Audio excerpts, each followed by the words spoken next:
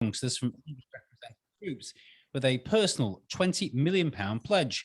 The 7-time Formula One champion will use his Mission 44 Foundation to attempt to close the gap in employment and education.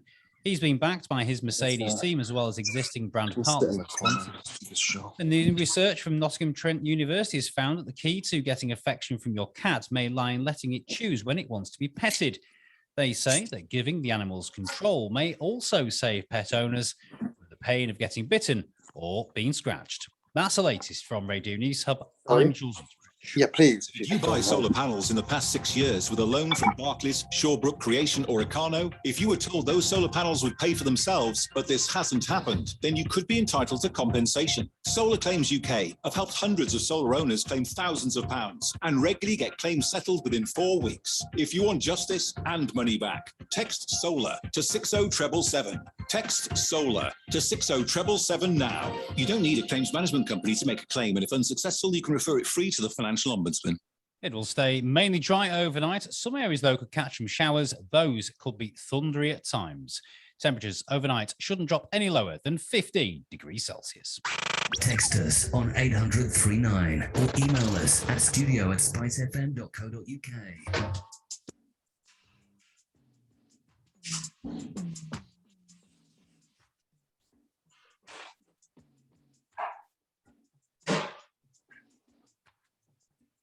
Good morning.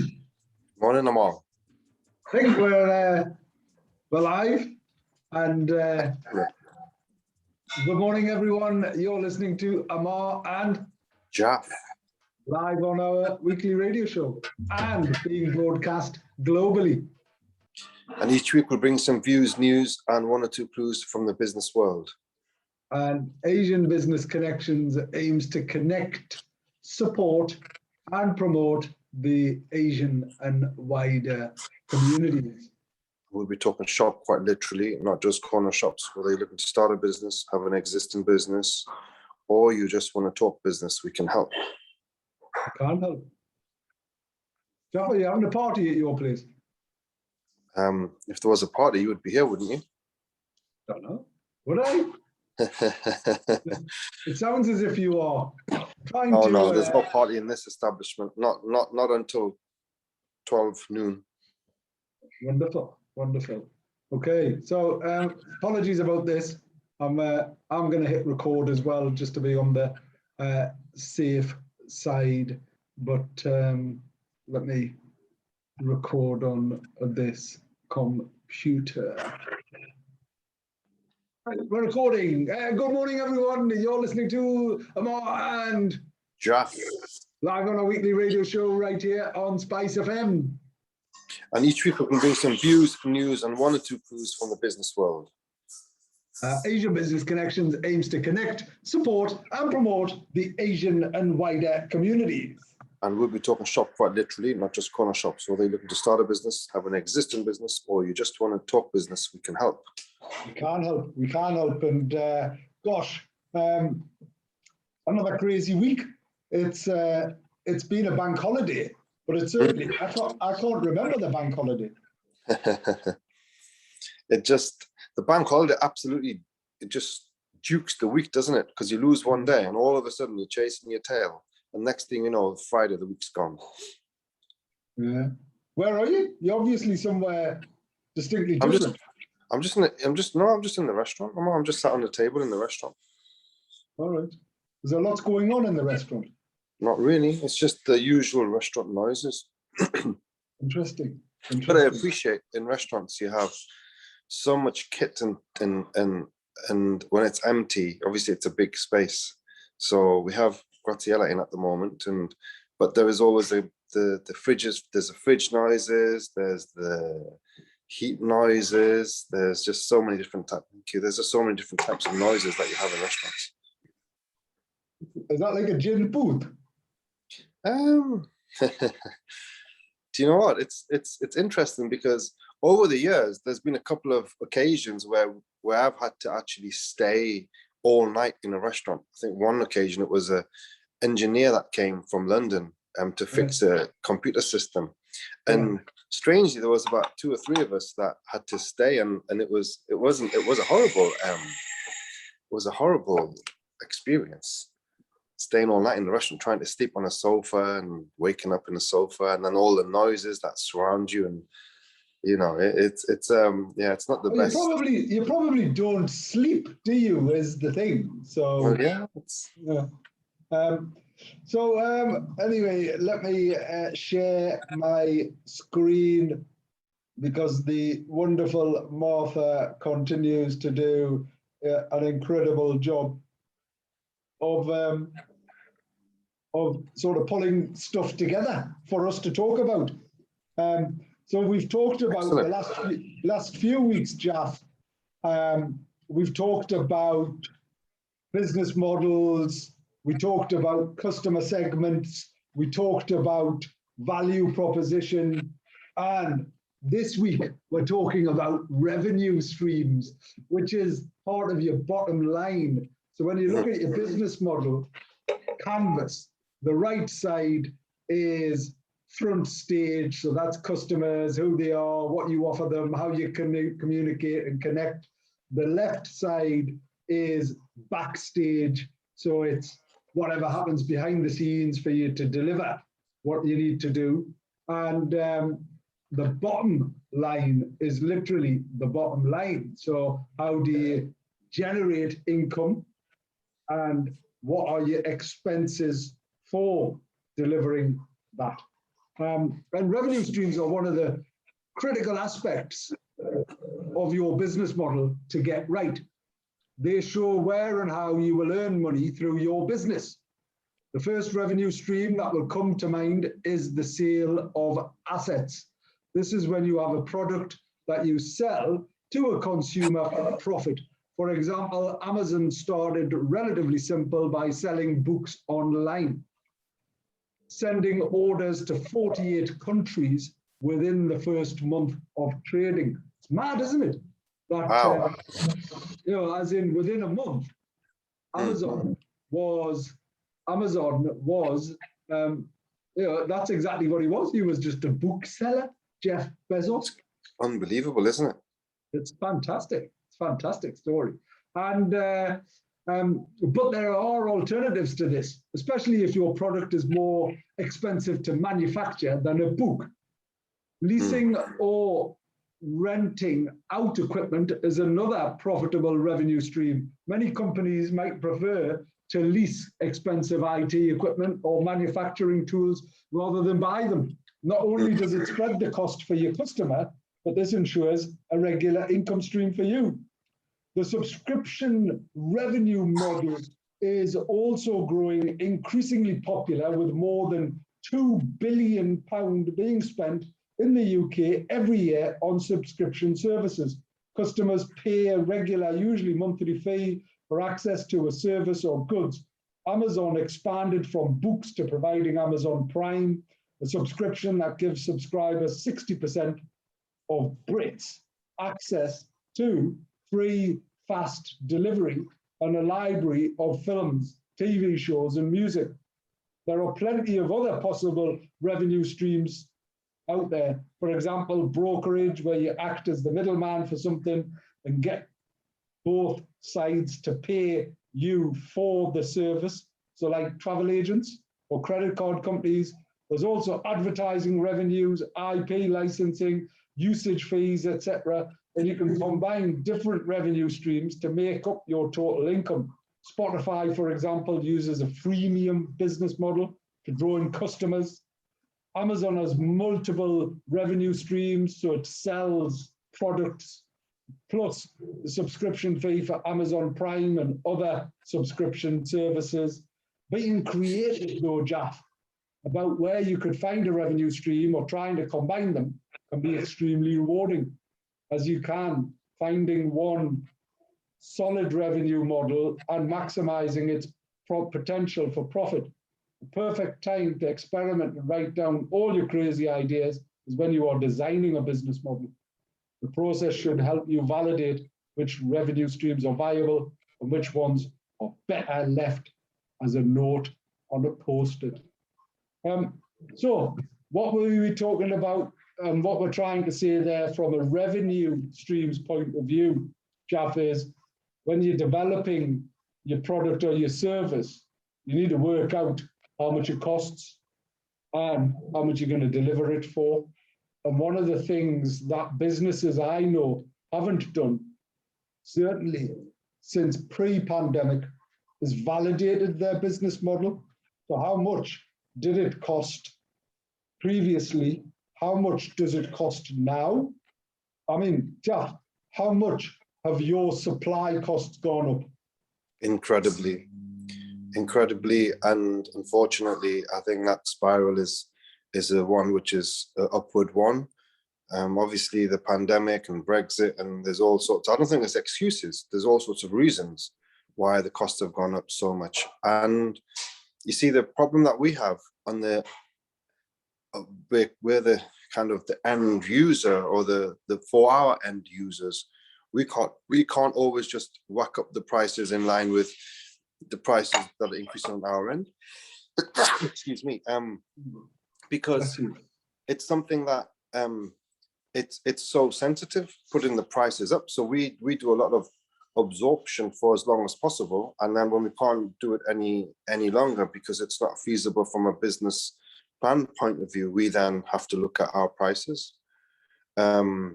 So the prices have gone up a hell of a lot, and I think the restaurants. Customers are, as in lots of businesses have tried to absorb them, but there's only so much you can absorb, Jack. Yeah, of course, that's my point. And it comes a stage where you have to put the prices up, but then you look at how much you have to put them up to, and it just doesn't feel right. I mean, can you charge £15 for a chicken curry?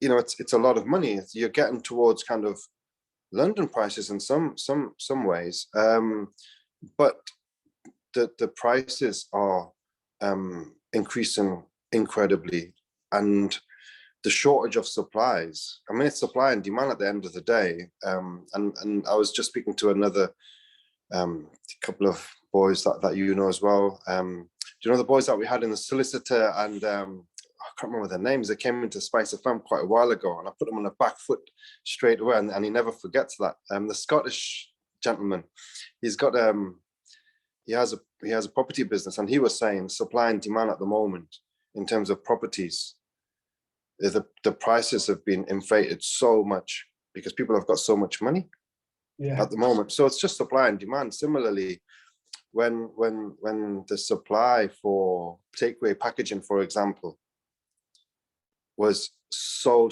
much in demand, they just couldn't cope with it. They just inflated the prices incredibly. I mean, you can get a craft takeaway container for something like 8 pence, 9 pence before the pandemic, and that went up to 30 pence.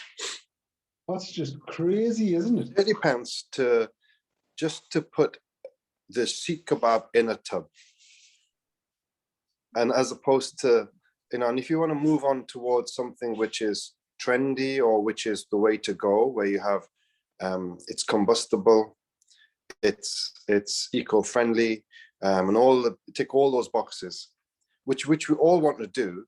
Yeah, everyone needs to do their bit and wants to do their bit. We do. What people don't realise is the cost of doing that bit. Absolutely, that was my point. The cost of getting eco-friendly stuff. You want us to go eco, but then you also want to kill us in the interim for going eco. I mean, we want to do the right thing, and you want to financially hurt us for doing the right thing. It just doesn't make any sense whatsoever.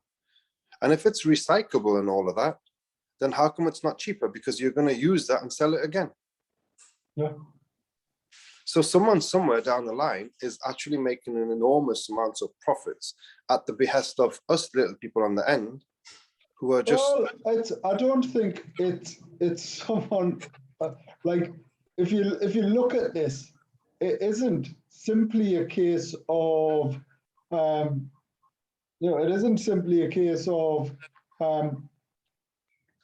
someone at the top of the chain increasing costs to create bigger profits. When demand is so high, right?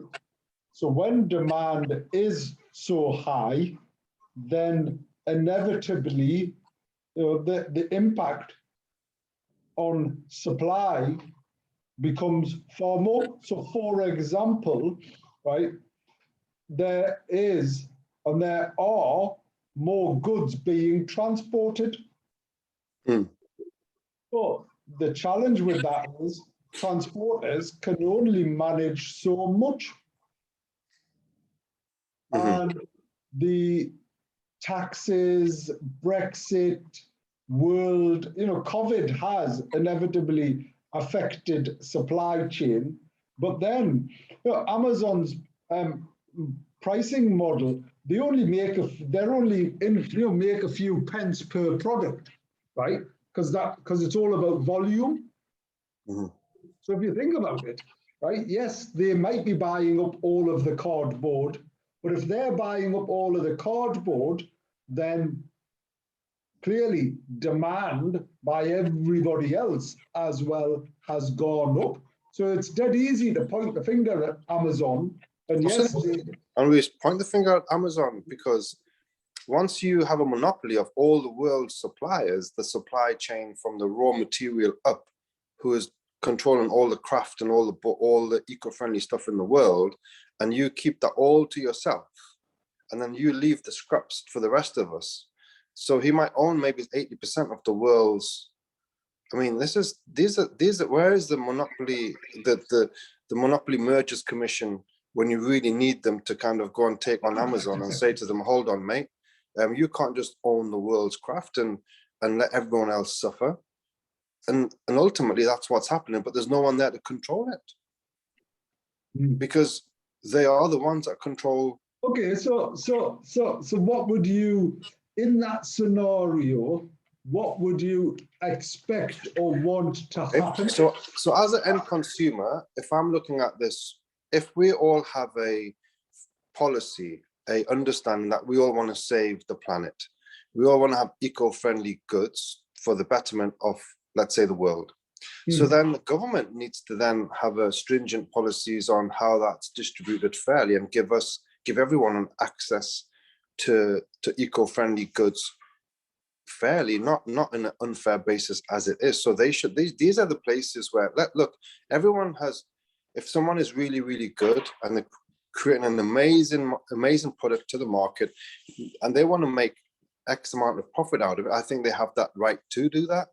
But in the instance of something which is so poignant about saving the world and having eco-friendly goods and this and that, in that instance, they should have a policy which is a little bit more controlled. So I don't think I'm saying that there shouldn't be a free market. There should, but in matters of environment, I think the government should intervene and say that, look, you can't put the prices up beyond this, and you can't own X amount of the world's supply chain because you're just going to hug the market and put the prices up, and we're not going to let you do that because it's unfair, because it's for the global gain, and we're not going to let you in that particular environment. We're not going to let you have that gain because we want everyone to benefit from it equally. So they should have, in some instances, they should have a bit more say. And I'd make the point, Ammar, about the importance of what we eat. Being in food, it's so important that we know what we're eating and we're eating the good stuff, right? If you imagine, when organic is the most natural form of food that you can have. It's just an apple without anything in it. Why should that be called organic? It's just a natural apple, right? So when in the marketplace, we're inundated with farm goods which have been genetically modified, they've got pesticides, they've got chemicals and this, that, and the other. Should those items not have a hazardous black and white sign as a part of their labeling so that we as consumers know and understand that, oh, this has been sprayed with chemicals, so let's make a decision. Do we want to have that, or do we want to have the simple organic stuff? Now, organic is made out to be something like really, really special. But it should never be really, really special because it's natural food that we should consume on a daily basis. Now, try and tell the food companies that own the food companies that, yes, as a policy, we're going to put hazardous sign because you have got chemicals in these food, and we have, our citizens should be aware of this. You're never going to be able to pass that because the food companies have got so much power. they're not going to allow that to happen. So we consume so many things on a daily basis that's not really good for us, and we don't even know. And similarly, if it's to do with our health, if it's to do with the environment, I think the stance that the world governments have taken should be different. But because these corporate companies have got they yield so much power, it's impossible for any of the governments to try and make the changes. So I just think that, the areas where the government should have more say, I don't think they have the ability to do that. And I think it's a very valid and legitimate argument. The one thing I need to highlight is we've got Sohail Khan from Opus Motor Group joining us shortly as one of our key sponsors, as always, of ABC. So we've got one of our supporters every week, and it's wonderful to have Sohail on shortly. But coming back to your point, Jalf, I think it's a valid and legitimate argument, but it's not as simple as government sort of dictating this is what needs to happen, that's how this happens. There is an element of ensuring that markets remain competitive, markets remain open, and businesses that have the opportunity to grow and scale are provided with the best environment to do that. Now, if, the flip side, from my point of view, if I was Jeff Bezos, is I'd be sat there going, look, I've created billions of pounds worth of jobs. I'm doing all of these things. I'm satisfying consumer demand and need, and I'm doing a great job, and I'm doing everything the best I can. Is the thing. Anyway, we have Sohail here, so let's pick up this conversation very shortly once we've talked to Sohail.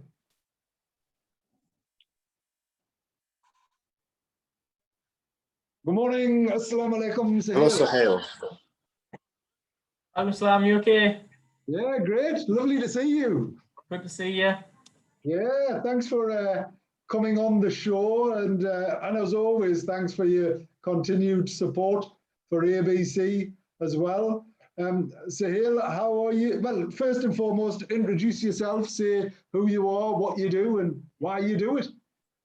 So my name's Sohail Khan. I'm Managing Director of NAK Holdings and Opus Motor Group. So we're a Northeast-based small car company.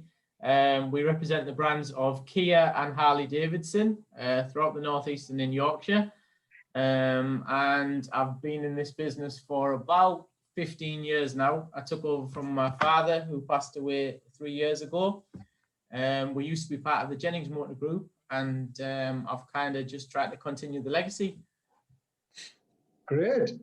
And it's a fantastic legacy to continue as well, Sohail. And, as we've said regularly, your late father was such an incredible person, and, sadly, sorely missed, even, continues to be. And the impact of him and his enterprising and social and value giving, is here forever. And clearly you're here as part of that legacy and doing an incredible job as well. But Sohail, tell me and tell Jalf and I, how has it been within Opus Motor Group?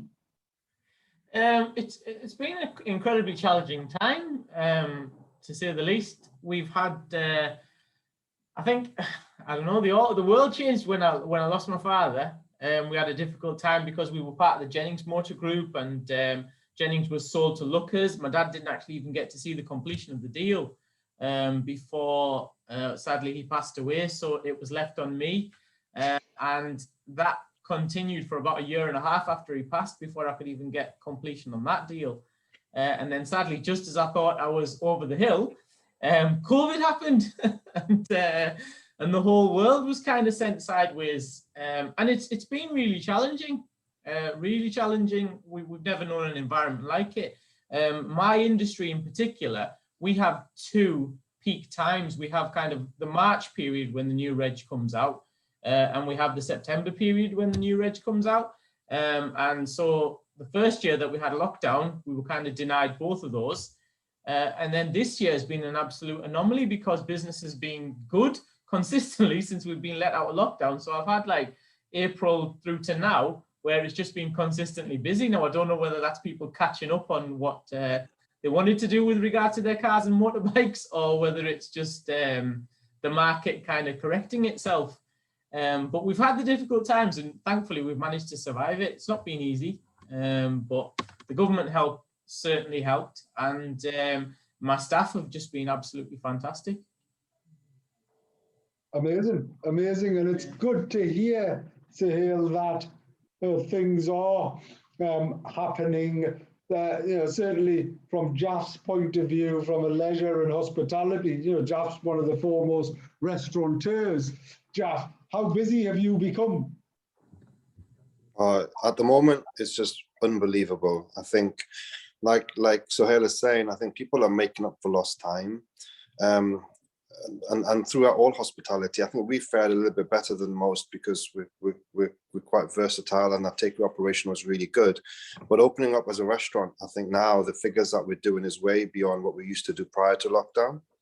You're talking probably about 20-25% uplift. So I think every night there is demand for people to go out and socialize and dine out. So I think you just hope that this is how it's going to stay, and there's not going to be any further changes and further lockdowns or new rules that are going to affect all of our businesses, because we do need to we just need the stability. Ammar, if you remember months and months ago, the key word that we need in business, Sohail, is probably the same for yourself. It's probably just stability. If you can have stability, and we know where we are, we know the dynamics of the market, and we can adjust and adapt our products to suit and really give it the best shot that we can, until that time comes, and that's inevitable when the VAT goes back up and A, B, C, and D, and they probably put up the taxes to claw back the COVID cost and this, that, and the other. I think we have a small window really where we can make the most of it, and come next year, I think that we're going to be on the back foot in many different ways to what we have been in the past. I think one of the things we've seen in my business is that we've had to adapt to the new customer behavior. In the past, we would look forward to, well, especially in the car and motorcycle industry, our weekends are usually incredibly busy. People come out, they want to touch and feel the product, but we've had to change our business plan almost altogether and make it much more online, and give people the option to go further in their consumer journey online. And that's really come about as a result of having to. People are spending a lot more time at home. People are still a little bit anxious about going out, even though we are fully open. I think they still want to go out and have a nice meal. They want to treat themselves every now and again. But as far as purchasing is concerned, I think the world has taken a different view as to how products should be viewed firstly, and then how products and services should be delivered. Everybody wants things almost to their door. We've now, as far as our business is concerned, you can reserve a vehicle online and have it delivered to your house within a couple of days, which was virtually unheard of a while ago. It's all about convenience, isn't it? Yeah. I mean, Jalf, from a takeaway point of view, obviously when everybody was in lockdown and unable to come out, there would have been a surge in takeaways and such like. Has that sustained since? It has. I mean, we just can't keep up with the demand for takeaway. So I think what happened was, you have the standard takeaway operators, and we're not here to knock anybody, but takeaways are of a certain type of quality, if you want to call it that. And then when the better quality restaurants started to offer takeaways, I think that there was an uplift in the premium takeaway market. And I think there's a lot of people that really enjoyed that. And once, again, when the restaurants reopened and some of those operators weren't able to provide a takeaway service on top of the restaurant operation, there's a certain market where there's a huge void and the demand is still there. It's just that not all operators are going to be able to provide. You can't have a busy restaurant and then provide the level of takeaways to the extent that was done in the lockdown. Obviously, that was done without a restaurant being open. So the takeaway market is absolutely huge. And the demand is there, but it's just that we can't fulfill the demand as a small operator. But I think that it's not going to be quite as what it was, obviously, as a restaurant. But I think the dynamics of takeaway, the game has changed a lot. I think there's been a shift from the average takeaway operator to the better ones. And I think people have been a little bit spoiled over lockdown. And they really want that, the higher quality takeaways. And those that understand that, I think they're probably really, really benefiting. And the reason for that question is it just reinforces Sohail's point around convenience, right? Because people have become so accustomed to having food at home. People are so accustomed to eating whenever and whatever they want and having something delivered. Amazon's moving to same day delivery and all of that.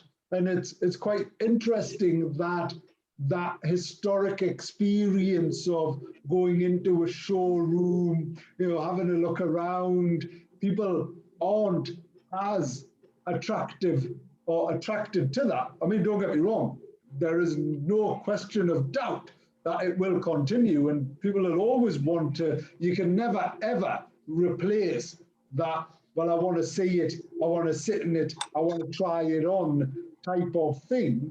But people have become a lot more comfortable with convenience and serviceability. Sohail, so for me, you are a niche provider. You've always been innovative. You've always been customer-centered and orientated towards customer service. But the fact that you've got such world-class type of products like Harley Davidson, these are premium sort of brands, quite unique. And Kia itself, one of the forward-thinking, innovative companies from a car point of view. How are those brands different to other ones? The brands that I work with, again, they've kind of had to really adapt to the new innovations that we're seeing with the brands that I work with. The cars and motorcycles are different in some ways, but similar in some ways. So they're all heading towards the greener technology. I think that's at the forefront of any kind of motor industry, whether it be cars or motorcycles. Everybody's recognizing the need to move away from fossil fuels. There's been a huge push in both cars and motorcycles to move towards greener energy, and even customers now. Previously, I think majority of customers, you had two choices. You were either going to get a petrol car or you're going to get a diesel car, and if you were one or the other, you kind of like, that was what you like to drive, and that's kind of what you represented. Whereas now, I'm finding, or as a business, we're finding that people are more open to look at possibly either a hybrid car, or most of the engines that the manufacturer that Kia are producing at the moment are either semi-hybrid or mild hybrid or even fully electric. There's a great range of fully electric vehicles that are available now that are at affordable prices. You're talking sort of £35,000 for one of our models that we sell, the Kia Soul, that's got a 280-mile range on a single charge. So that's been one of the big focuses, both from the manufacturer and from a customer point of view. Customers are interested in driving electrified vehicles, and the manufacturer are interested in, pushing forward this new technology. And strangely enough, the motorcycle world is now clocking on and following closely behind. So is it? Sorry? So you're starting to see motorcycles starting to look at alternative fuel. Well, we've already got the Livewire, which I don't know if you're a Marvel or if your kids are Marvel fans. Yeah. it was featured in the Age of Ultron movie. So the Harley Davidson Livewire, it's an electric motorcycle. It doesn't have the biggest range yet. I think on a full charge, it'll give you 100 miles, but it's an incredibly exciting product, and people come to the showroom just to see it because it's such a novel thing at the moment. And then on the other side of it, they're also pushing electrified pedal bikes as well. Those are two areas. So like I said, everybody's kind of recognizing the need to adapt. That's in terms of technology, but even the way that we go to market, we're looking for new ideas, new ways to, because Harley Davidson itself has always been a bit of a social club as well as a place to go and buy particular products. So they've had to change their strategy and offer a lot more services online, where previously we would like the restaurant business, we were focused on making customers take that journey and come to us at the weekend, whereas now we're having to reach out into their living room, onto their laptop, onto their mobile device, and that's how we want to reach our customers. Or that's how we have to reach our customers. Sohail, can I ask you, interestingly, so my perception of the Harley Davidson client base is the kind of the Hell's Angel boys. Don't look like me. Well, yeah, a little bit like you, but probably, you know, they've got the big long beards and the big guys with, you know, with lots of hot girls and that kind of stuff. Is that still the prime audience? And my second point, Sohail, is my perception of a Harley Davidson is that you have all of that, you know, it's the thunder, it's the noise that's coming out the bike itself. And if you're going electric, and do they have like a false way of kind of introducing the noise as they do in some of the Porsches, where you can just turn they have, I don't know, they must have something where they turn the noise up on how much rev it's creating, or does that make sense? Yeah. I mean, I can approach the question in two. Well, you've got two questions there, quite distinct ones. But as far as Harley Davidson concerned, who they represent and what they appear to the outside world, I would say I've got to be careful what I say here, because I've actually got friends who are part of the Hells Angels motorcycle club, and they are some of my customers. But that's a very, very small minority. I think it got glamorized. It gets glamorized in movies and it gets glamorized in the press with that angle. But the truth be told, I would say 80% of my customers are just fans of the brand. Like, I mean, even when you said it, a big smile came on your face when you talked about Harley Davidson, because it's just one of those recognizable names. So as far as our market and our target audience is concerned, you're surprised every day. I would say about 15% of our riders are female. They make up a big portion. Yes, there are club members. They make up about, I would say, 5 to 10%. But the rest of them is just people who are either fans of the brand, or they are. I'll tell you what my biggest audience is. The 35. It goes from 35 to 65. The 35-year-olds are young professionals who want to be associated with that prestigious brand and want to enjoy the product. And then as you kind of get older, it's people who aspire to do something for themselves. It's like, I say that I work in a toy shop. People come in. Yeah, people come in and they're like, you know, they say to me, oh, well, we should get the smaller one first, shouldn't we, just to get used to it? And I always go back with, no, you need to come and buy the one you want. Imagine you've just walked into, I shouldn't say it, well, it's not Toys R Us anymore, but you get the idea. You know, Smiths. Get the one that you sit on it and you've got a giant grin from ear to ear. That's the one you should, you should buy, and that's generally the ones they take home. And then as far as your other question with Livewire, Livewire is never going to have that thunderous noise that Harley Davidson has, because it's an electric engine, but it sounds like a Formula One car. It's got that high-pitched whistle Formula One cars have. So it's got its own very unique sound, and doesn't look or ride like anything like Harley Davidson have produced in the past. So it's quite a different concept. And again, it's attracting new customers. It's not your traditional, you know, it's more of a, I would say, you know, if you wanted to buy a bike to go fast on, you buy a Suzuki or a Honda or a GSX, something like that, you know, where you can get your knee down. Traditionally with Harley Davidson, it's more about, it's kind of like, it's how Ferrari, you don't tend to drive fast all the time because you want people to see who's in it. And Harley Davidsons are exactly the same. You've seen on it, you know, you ride a Harley, you want people to look, you want to stop at the traffic lights, and the kids in the car next to you get excited. That's what you're going for with Harley Davidson. But with Livewire, that one is a performance vehicle, so it's 2.5 seconds. So 2.5 seconds. Oh my gosh, that's crazy. It's got no weight. It's a battery and 2 wheels. Yeah, which is amazing. And so, you know, I get this, that there is an assumption about a brand or a perception actually of a brand or a product. And what's really interesting is I went across to India on a couple of trade missions, and Harley Davidson's really big out there. You know, they were and they are. They used to produce a bike. They used to produce bikes for the Indian market. They've stopped doing that now. But motorcycling in general is huge in India, and I think it's Royal Enfield and a couple of British brands are now based in India. So that market over there is enormous. They're very and they're definitely a huge customer base over there. Great. And coming on to, sorry, I should have shared, because I had a slide thing that Martha had kindly put together that I should have had in the background. Let me just put that there so everybody can see it.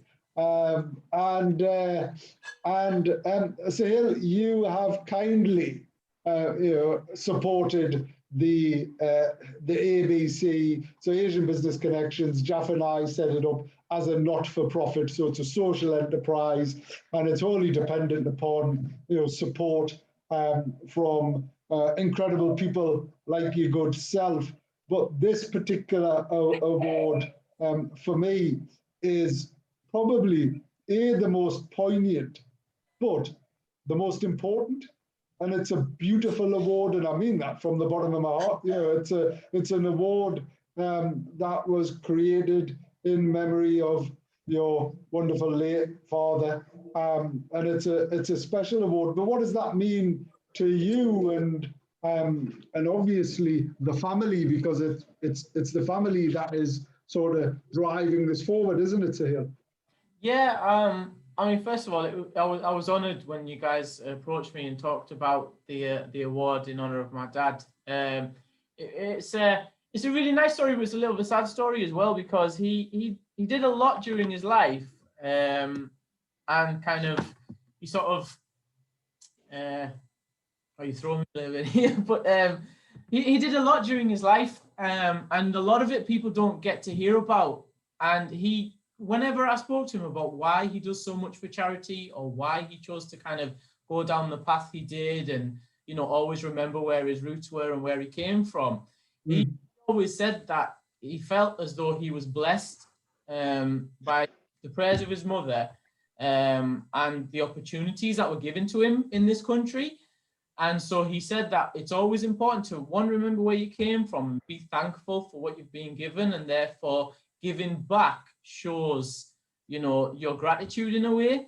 I remember a story he once told me when after he completed the Amman village and went back to Pakistan to see the people living there, an old lady approached him and asked him just that very question.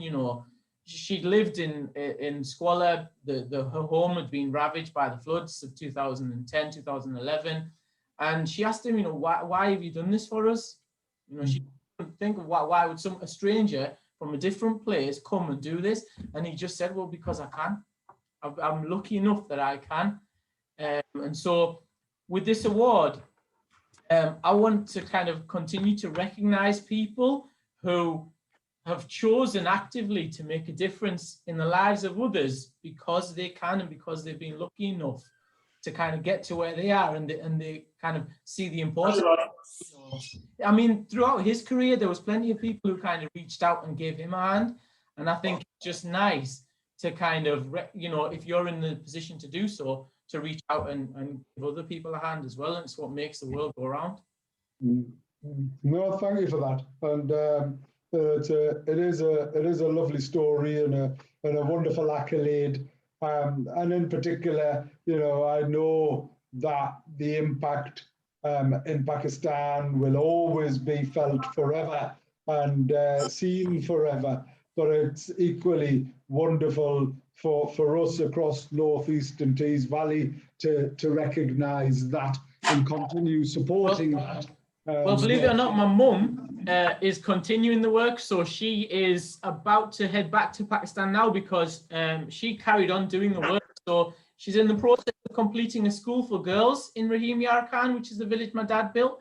And she's 50% of the way through a medical centre as well in the remote village of Rahim Yar Khan. So my mum's been continuing his ever since. Isn't that wonderful? That's so nice. And obviously, you know, from your mum's point of view, that purpose and that commitment and devotion is a beautiful thing to see. And, you know, people don't necessarily appreciate or recognize the importance of sort of giving and supporting and continuing to celebrate the history and the heritage of us and our families and all of that. You know, it's you know, look, as a local Northeasterner, Sohail, you've created jobs, you know, you're supporting us, you've got a supply chain, you're doing all of these things. And that is the right thing to do because this is where we live and this is where we've grown up.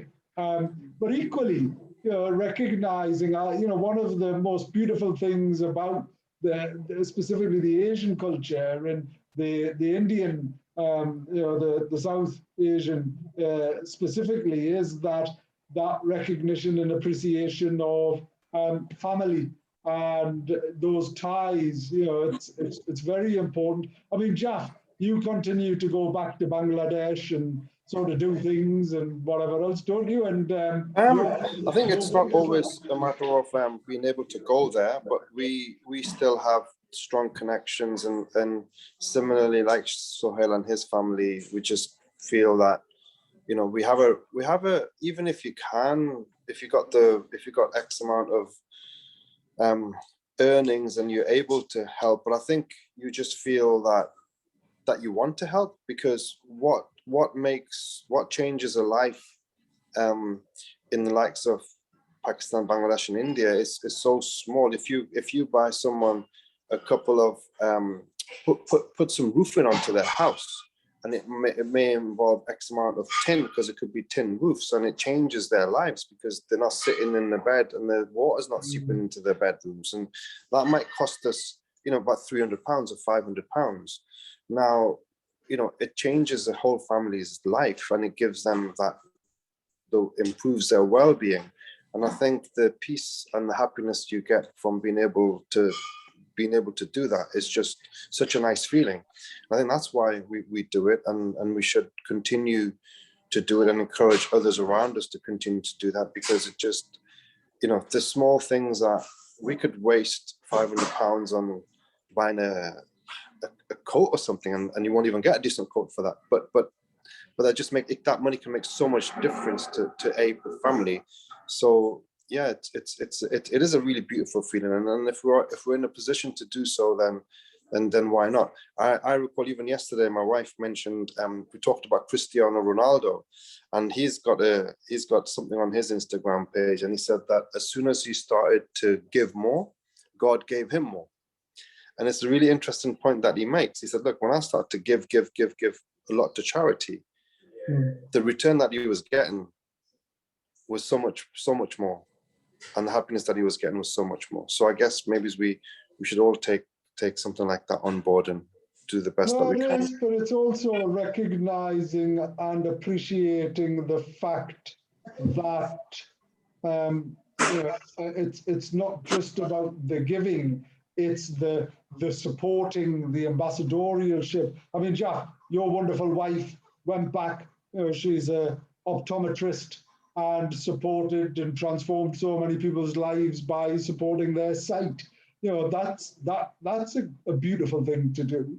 And the fact that Sohail's mum is going back, not just to give money, but to oversee and support that and provide that real live connection. You know, I think these are tremendous things to be recognised and appreciated. And certainly we locally in the Northeast need to appreciate and recognise that. So Sohail, this year we have had over 100 nominations for the awards and the dinner. And, it's, I think it's a reflection on the fact that last year it was slightly challenging because of everything. And we've got so much to celebrate. The thing that I love about our awards is that they are very positive, they're very inclusive, and they're very supportive. And it just brings people together. So I'm really excited, and from certainly I know I speak on behalf of Jalf and all of the team at ABC. Really grateful for your support. If somebody is interested in getting a big green and trying out one of those Harleys, Sohail, how do they come and find out? Just come and see us at Ellison Road in Gateshead. And like I said, I want to get away from, because you'll see places like mine. We're not all big hairy bikers with big bellies and big beards. I've trimmed my beard down actually a little bit. Yeah, you're looking well. But no. It's a great community. And Saturdays, we're a family business, so bring your kids. Come along. Everybody's welcome. Have a free cup of coffee on us, and have a look at some of the fantastic products. And if you follow us on Facebook, you can hear about our live events that we do with music and food, and it's we put on a good show. We're a social network, as the owners of Harley Davidson will tell you. Well, I'm excited now. Jeff and I are coming across. We're going to get on one of please these do. days. You're more than welcome. Yeah, it's a thing. It's what we're And just going to do. as I was going to say as well, I'm not blowing any trumpets or anything, but my team at Gateshead Harley Davidson this year are sponsoring the Great North Air Ambulance. That's a charity very close to our hearts, because unfortunately bikers, you can get into trouble, and when things don't go right, the air ambulance. I myself have had a ride on the air ambulance. Unfortunately, I broke my back. Oh my gosh! Crazy. Yeah, I did. It wasn't a motorcycle accident actually. I was up in the hills with friends and had an unfortunate accident there. But the air ambulance is just a fantastic service. It costs a lot of money to keep them flying, but I don't know what we do without them. So 2 of the lads from work are running for them this year in the Great North Run. Fantastic. And we support them as a shop also. Well done. And can we mention the lads, or would they not appreciate it? No, they will. So it's James Adams and Richard White will be running for the Great North Air Ambulance in the Great North Run this year. So. Fantastic. Well, James and Richard, I think that's a wonderful thing to do, and it is as an incredible charity. So well done. And what's going on down at Kia, Sohail? Anything to mention if someone's interested in one of these super cars? I mean, that range and the quality of a Kia. People, as in it. It's amazing the innovation of them. So that's still open for people to come along. And, you're more than welcome to come along. You don't need an appointment now. We're fully open for business. All of our cars come with the Kia's wonderful 7-year warranty, and there's a huge range of both electric and non-electric vehicles for you to come and have a test ride, and everybody's welcome. Fantastic, excellent. Well, thank you ever so much, Sohail, for coming on. Thank you for the invite, Ammar. It's really nice. We're going to keep connecting, and delighted of your support. Lovely to hear from you. Certainly Jalf and I are ready to jump on a bike and get that big smile, and and look forward to catching up in person. Excellent. Thank you so much, gentlemen. Thanks, Sohail. Good to talk to you. Sohail. All right. Okay. All the best. So that was Sohail. It's lovely to hear, sort of businesses and different types of businesses, isn't it, Jalf, doing what they're doing and making such an impact. I mean, it's great that they're working with some amazing brands, especially Harley Davidson. I mean, it's such an iconic brand that they're dealing with. It must be such a great feeling to even be working with brands like that, internationally recognized. It's mad. It's crazy. So anyway, we're coming up to the end of the show, and just conscious of highlighting once again that the nominations are going to close in a week's time. So visit Age and Business Connections website and make a nomination. And I believe there's only a couple of tables left. You know, it's Can we just mention the date again, Ammar? The date of the event again. 14th of October. You know, so just over 6 weeks away, and really exciting, Jeff. Excellent. So It's going to be amazing. from I don't know who's doing the dishes, but they're not doing a very good job, Jeff, to be honest. But next time you better sit in the car or something like that. You need to do. What is that picture behind you? I'm intrigued because I don't know which restaurant it is. It's a grandmother's recipe that we've stolen, and someone managed to give us their grandmother's recipe that we're using for one of the dishes. Really? Yeah. Amazing. That's So exciting. that recipe is about 60, 70 years old. Eh? So. Ah, amazing. What a lovely story. So yeah, looking forward to obviously visiting Kai Kai. There's 20 of us coming down about 6 o'clock, 7 o'clock I mean, given the fact that you're not busy. We'll accommodate you somewhere for sure. Anyway, you've been listening to Ammar and Jalf on our weekly show, and we'll be back here again with another special guest next week. And until then, it's goodbye from me. And goodbye from me.